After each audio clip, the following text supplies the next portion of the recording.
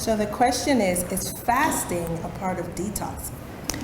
In a way, it just depends on what you're doing during the fast. So there are some fasts that you're not like eating food. So if, there are different kinds of fasts. So this program in this book is very similar to the Daniel fast, if you're familiar with that in the Bible.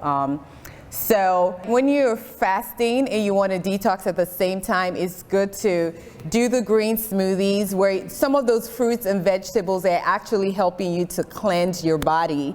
And even though your body does that naturally, just getting rid of toxins, but you dedicating some time to, stop eating like the junk food and the food that just takes your body like a long time to process, like meat.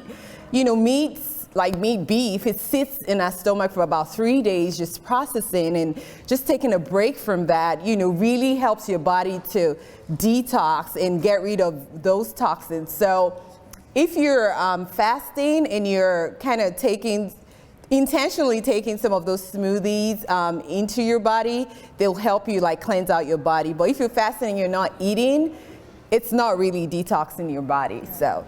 Yeah. It's a really good answer. Yeah. Really simple to understand.